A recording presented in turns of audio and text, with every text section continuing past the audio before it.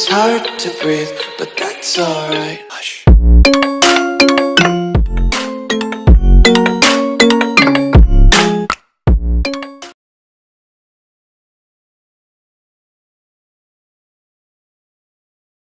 After po ng death sa physical body, there's life, alright? We believe po because Jesus said, no po? And it says here in John chapter 11, verse 25 to 26, Jesus told her, I am the resurrection and the life. Anyone who believes in me will live, even after dying. Ayan. Everyone who lives in me and believes in me, we will never, ever die. Ayan. Do you believe this, Martha?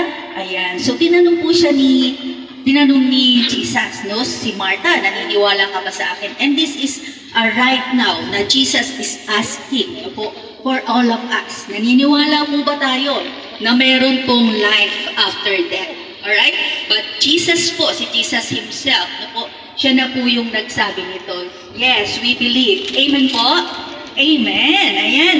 So, it says here, di po ba? Jesus is the resurrection of life. Alright? So, sa kanya po, when we believe Jesus, so 100% na po, na tayo po ay may resurrection. Ayan. Katulad po ni Ate Tina, no? Body na lang po yan. Okay? So, wala na po talaga si Ate Tina dyan. No? Sabi po sa Bible na lahat po tayo, no? Sabi sa Genesis, na papalit tayo sa alabok. Okay po? So, lahat po tayo.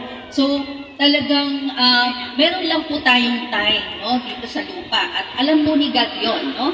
Alam ni God kung hanggang kailan tayo dito sa lupa mabubuhay. Tayo po ay temporary lang dito. Amen po ba? So, temporary tayo dito. Hindi po tayo magtatagal. Hindi naman tayo taga sa earth, no po? But, ang mahalaga po, na alam natin, no? Kung saan tayo patutungo. Okay? At, Jesus said, no po? He said, anyone who believes me, we will live even after dying. Okay? So, after dying, ayan, so si Ate Tina, no po, na nasa sa kanya na ngayon, sa kanyang eternal presence. Okay? So, hindi na po siya, wala na po siyang mararamdaman dahil body na lang po yan. No? Kahit anong gawin sa body niya, wala na siyang mararamdaman. So, next po, sabi po dito, no, dito sa verse na binasa natin, everyone who lives in me and believes in me will never die. Okay, ano po ibig sabihin nitong everyone who lives in me? Meaning na meron tayong relationship kay Jesus, na yung will ni Lord isinasabuhay natin. Okay po? So, namumuhay tayo kung ano yung gusto ni God, namumuhay tayo sa pananampalataya kay Lord, at nananampalataya tayo. No po? So, dahil doon, meron po tayong eternal life. Alright? Or, hindi po tayo mamamatay. Meron tayong resurrection kapag po tayo ay naniniwala kay Jesus. Alright? In Revelation chapter 21 verse 4, He will wipe every tear from their eyes. There will be no more death, or mourning, or crying, or pain, for the old order of things has passed away. Ayan. So, si Sister Tina, wala na siyang mararamdam. No more sufferings. Okay? At sabi po dito, there will be no more death. Alright? Wala na po ulit pagkamatay. No? After na pagkabuhay na muli, forever na po na mabubuhay. No? Tayo nakasama ni Jesus. Alright? So, no more tears, no more death, no more sufferings, no more crying, okay? No more sickness, ayan, no more pains. Alright? So, kapag po tayo nandoon na kay Jesus, wala na po lahat po ano yung nararanasan natin dito sa mundo. Ano po? At yun po yung a better place na para po sa atin. Alright? So, Sister Tina now is free, from all of those, yung sinabi po natin. So, nakita po natin, and I am the witness, almost every week, second week, so, binibisit ko po si Ate Tina sa kanilang bahay. And then, I saw po kung ano po yung sufferings na pinagdaanan ni Ate Tina. But, ayaw ni Lord, na siya'y magsasuffer pa sa ganung kalagayan. Kaya, God knows, what is best for us. Alright? So, yun na po yung time ni Ate At ngayon po, she is celebrating her life with Jesus. Ano po? So magkasama na sila ni Jesus, face to face. Ayan.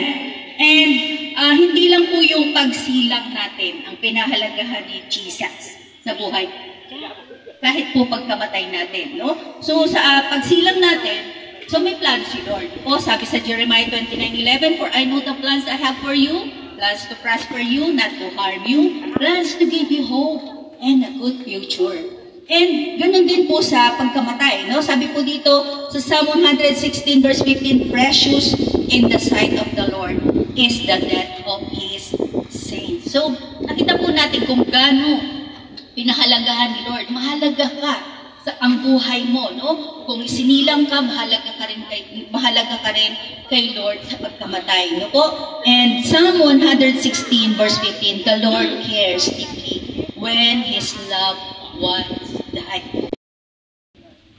Nangyari sa mga ng panahon ng kanyang sakripisyo na na-diagnose siya ng breast cancer ng 2018 hanggang sa ngayon.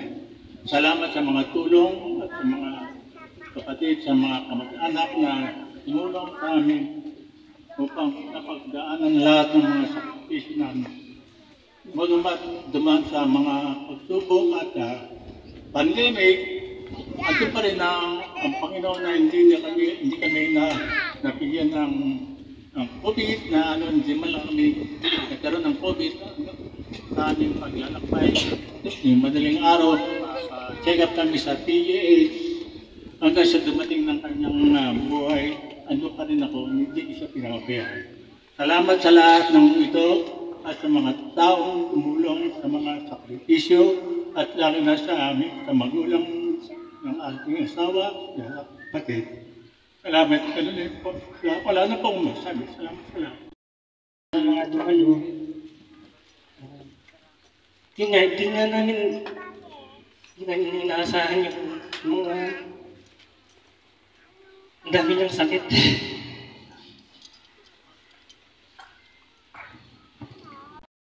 Family, a provider, a gift of love to her children, a treasured soul to all of us. She is caring, ever kind, and giving. Now we can have our last remembrance by having a photo taken with her remains, and this will be our last time to be with her physically. So we can start with the immediate family, the husband, the children, followed by the relatives of both sides of the family,